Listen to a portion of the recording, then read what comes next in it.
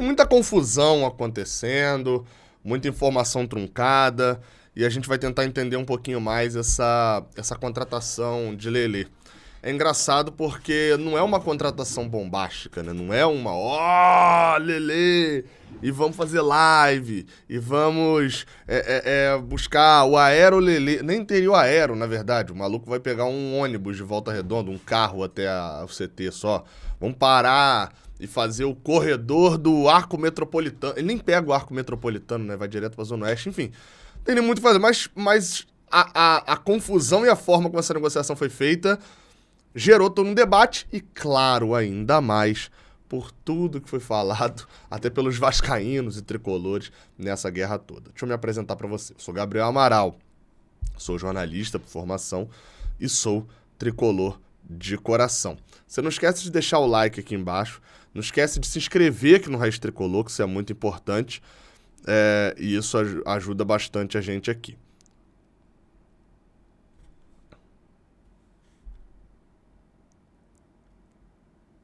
Ih, eu não dei pause não, tava olhando o OneFootball aqui, cara, e tava, atualizando das notícias já pra poder falar com vocês, né? Ó, tava olhando aqui, ó, parceiros em breve, Lelê e Cano protagonizam a disputa à parte no Campeonato Carioca. O Lelê é artilheiro do Carioca atualmente, né? E aí, se ele for artilheiro, ele é artilheiro de quem? Do Fluminense ou do Volta Redonda? Tem outros aqui, ó, outras matérias aqui, ó, tudo isso no OneFootball, tava conferindo aqui, falei, achei que tivesse dado pause e não dei.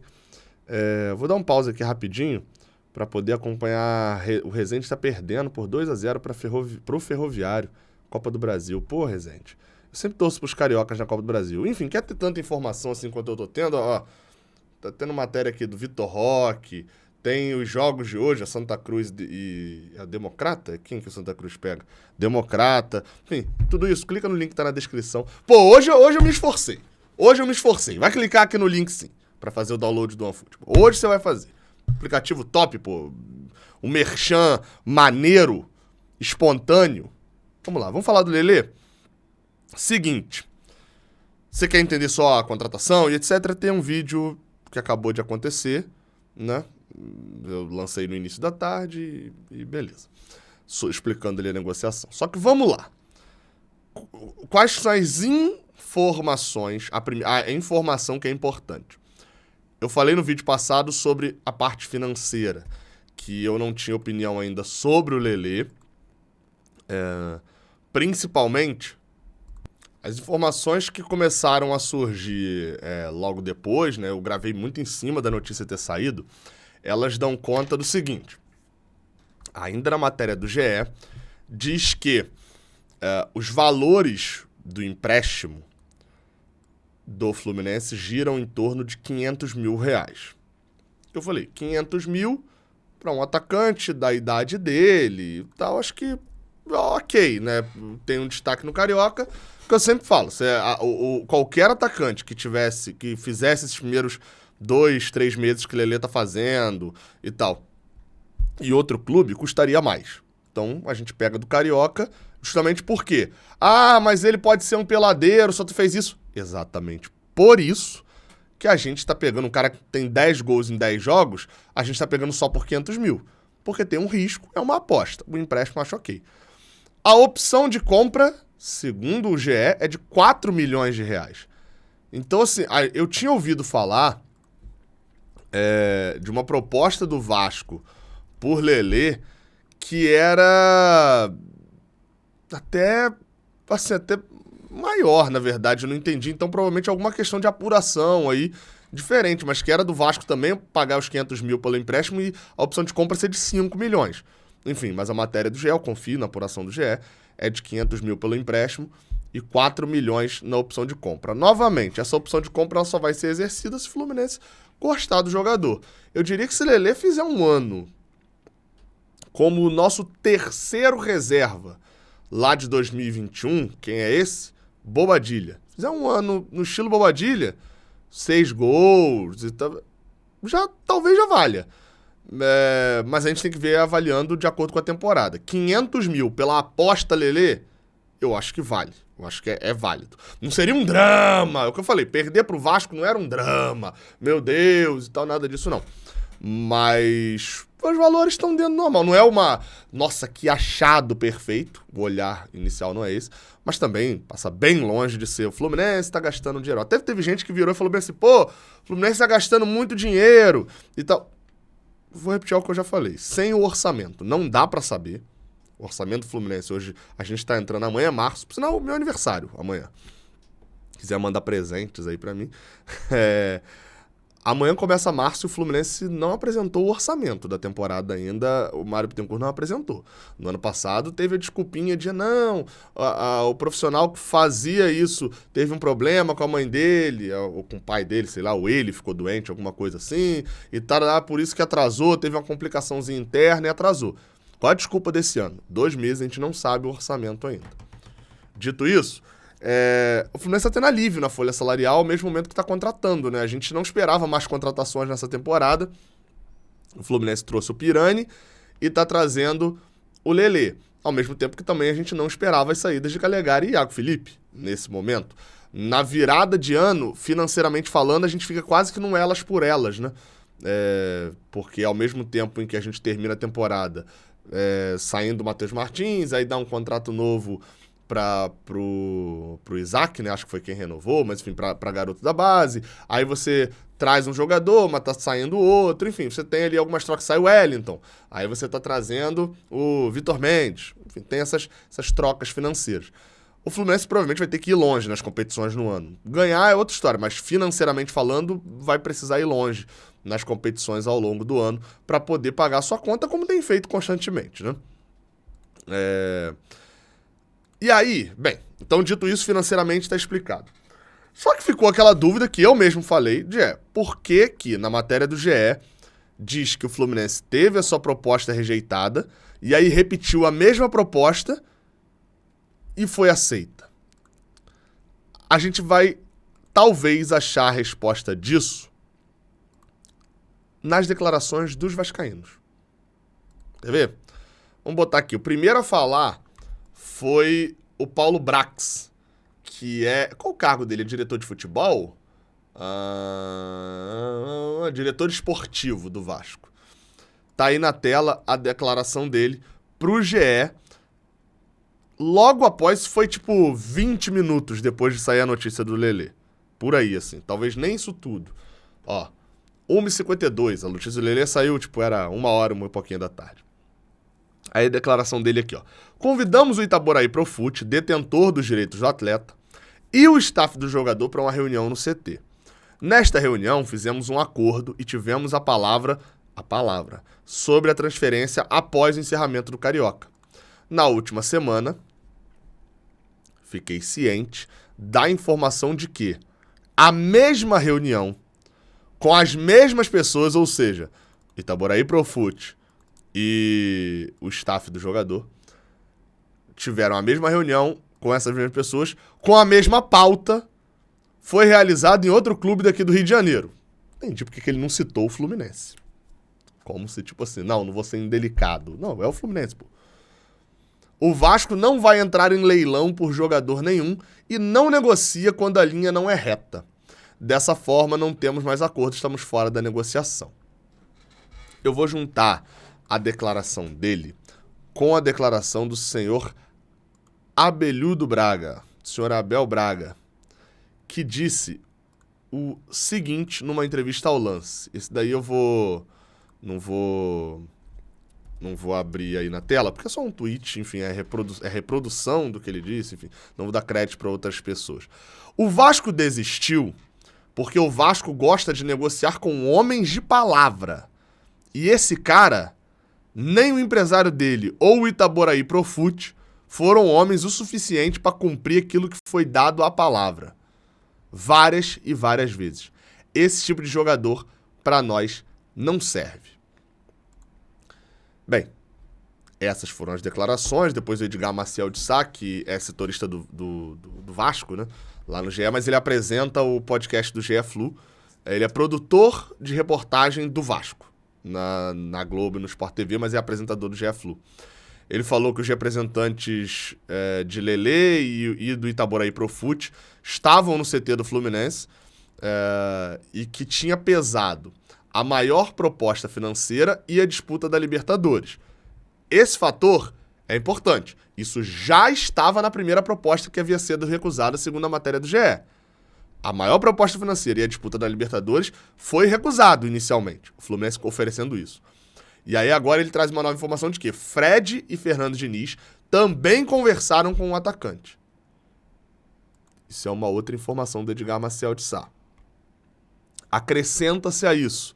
Começaram a viralizar algumas fotos, como essa que você está vendo aí na tela, do Lelê com a camisa do Fluminense. Isso já era meio que assim, já se falava disso e tal, e isso foi confirmado. O Marcelo Neves, como está aí o tweet na tela, confirmou que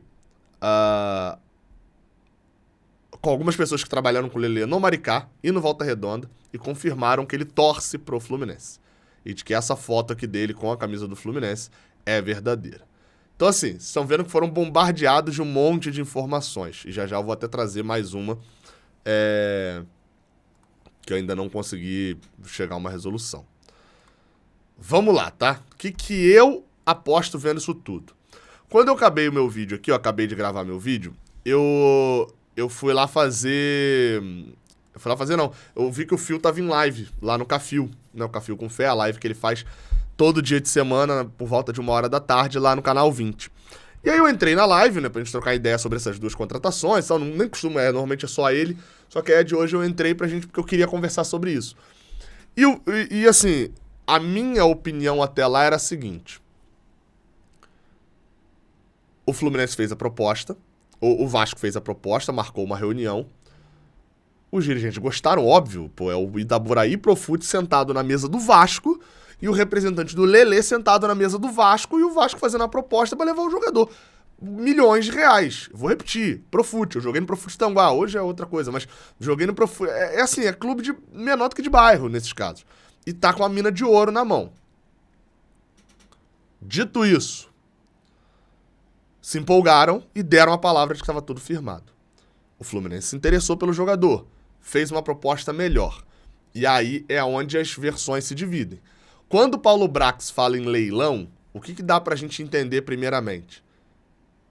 O Fluminense fez a proposta, os dirigentes do Profute levaram a proposta lá pro Vasco e falaram: olha, recebi essa aqui do Fluminense, eu tinha te dado a palavra, mas recebi essa aqui do Fluminense, aumenta a sua. Só que não me parece isso que aconteceu. Até porque, tem um detalhe, o Fio até mencionou também, no atual momento do Vasco, até financeiro também com a SAF, talvez eles não dispensariam um leilão para ganhar. A torcida do Vasco já estava toda empolgada ontem, zoando a torcida do Fluminense, de que mais uma vez o Fluminense entrou numa dividida com o Vasco e perdeu o jogador, já tinha perdido o Jair, etc, etc, etc. Até isso, alguns influenciadores do Vasco estão utilizando como argumentação, e eu vou repetir aqui: zoação é zoação, tá certo. Jornalismo é jornalismo, zoação é zoação. E aí, então, eu não acredito muito nesse leilão, diretamente, dos representantes terem chegado e oferecido lá pro Vasco. O que eu acredito? Em amadorismo. Nesse caso, em amadorismo. A minha visão é muito dessa do amadorismo. Os dirigentes sentaram na primeira proposta que eles tiveram do Vasco e deram a palavra que estava tudo certo. O Fluminense chegou, apresentou uma proposta. De início, a matéria do GE fala que o staff do jogador recusou. Só que aí você cai na real depois, né? Eu falei isso no meu vídeo aqui e foi engraçado que sem eu falar nada o Fio falou a mesma coisa lá na live. Cara, foi aquele amigo que chega do seu lado e fala assim: você sabe que você tá tomando uma decisão merda, né? Você torce pro Fluminense, seu staff tá negando porque deu a palavra pro Vasco. Deu a palavra pro Vasco. E você tá deixando de jogar Libertadores, tá deixando de jogar no clube que você torce pra ir jogar no Vasco. Pra jogar num clube que hoje tem mais força, né, dentro desse ano, pra jogar no Vasco. Aí volta-se atrás. Eu consigo ver claramente isso. E por que eu digo que isso é amadorismo? Porque numa relação profissional, você não é que você não muda de opinião. O amadorismo, nesse caso aí da negociação do Profute, do staff do Lelê, não tá em eles verem a proposta do Fluminense como mais interessante e aceitá-la. Tá em ter aceitado de cara a proposta do Vasco. Lá atrás. E aí, enfim, pega mal isso no mercado pra eles, né? Só que como o Profute e o Lelê são time e jogadores de um tiro só, né? Assim, o empresário do Lelê tem quantos jogadores? O Profute tem quantos jogadores negociando? Pra ele poder... se é o Fluminense que faz isso, Pô, o Fluminense cumpre a palavra do que fez na negociação inicial. Porque, pô, o Fluminense tá o tempo todo negociando o jogador, precisa manter ali um status no mercado. Não pode sujar o seu nome desse jeito. Os representantes do Lelê, o Profut, pode se sujar, vai negociar quando um jogador que vai negociar de novo? Então, acho que pensaram meio que nessa lógica, foi muito mais desse tipo. E aí é onde vem o Abel Braga e a irritação do Abel Braga, né? Totalmente justificada, apesar do Abel deve ter comemorado muito, né? Tudo isso. Mas, enfim, o Abel Braga de falar, cara, o Vasco tinha um acordo, a gente esperava firmar esse acordo e eles cagaram e andaram pra gente, assinaram um pré-contrato com o Fluminense. E aí o Fluminense assina um pré-contrato e garante. E aí, ou seja, acho que a história é meio que por esse caminho, assim. Pode ter sido esse amadorismo. Não acredito em leilão, novamente. E acho que até a forma como os vascaínos, né, seja o Abel Braga ou os representantes do Vasco, né, Abel Braga ou Paulo Brax, vieram à mídia, já denota ali uma raiva muito grande da forma como a negociação foi conduzida pelo Lelê. Isso não diz respeito a ele dentro de campo. Falando dele dentro de campo, uma situação ficou em aberta. Por quê? Pelo comunicado do Fluminense, Lelê... nem acabei nem mencionando isso, né? O Fluminense emitiu um comunicado, né? O Fluminense emitiu um comunicado dizendo... Quer ver? Deixa eu ler aqui, ó. Informação. Fluminense FC assinou um pré-contrato com o atacante Lelê. O atleta que se apresentará ao clube após o término do campeonato estadual, frise isso, chegará por empréstimo junto ao Itaboraí Profut até o final de 2023 com opção de aquisição em definitivo dos seus direitos. Onde que é o meu foco agora? Se apresentará ao clube, ao Fluminense, após o término do campeonato estadual.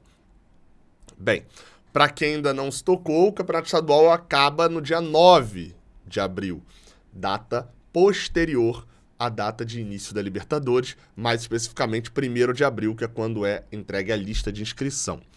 Hoje, o cenário do Volta Redonda é de ir para a semifinal. É provável que que o time do Sul Fluminense vá para a semifinal. E aí, meu amigo, tá a 2 jogos de ir para a final.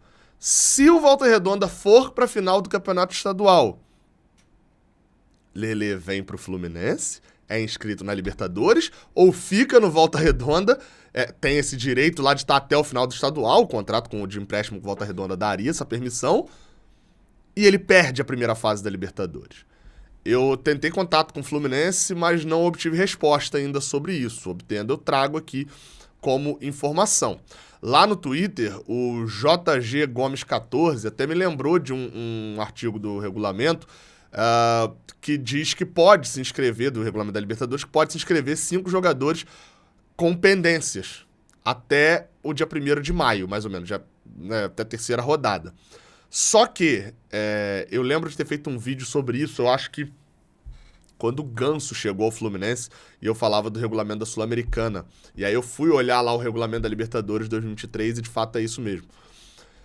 Pode se inscrever, mas normalmente são jogadores que têm pendências. Você inscreve o jogador que pertence ao seu time, mas ele tem uma ou outra pendência e você resolve essa pendência depois. No caso de Lelê, não daria pra fazer isso, porque Lelê não seria jogador do Fluminense ainda. Ele ainda não teria contrato assinado com o Fluminense. Nesse caso, acontece mais do tipo, Fluminense trouxe Ganso do Sevilha, ele já assinou o contrato, mas ele ainda não tá no bid, falta uma documentação, falta outra documentação. Você consegue preencher o dado, enviar, como é bom, analise e fala, de fato, ele já é jogador do Fluminense, mas falta um documento só aqui que a gente consegue segurar a inscrição dele. No caso, o Lelê não seria isso. Seria um jogador que não teria contrato com o Fluminense ainda, no momento da entrega, né, no dia 1º de abril, e aí, enfim, só assinaria o contrato com o Fluminense depois. Tem que ficar de olho, né? Assim, ainda tem um outro caso ainda que é provável até que dê Volta Redonda e Fluminense na semifinal do Campeonato Carioca. Lelê vai jogar essas semifinais contra o Fluminense já sendo jogador? Tem muita coisa para poder esclarecer. Enfim, estamos aí, até a próxima. Valeu!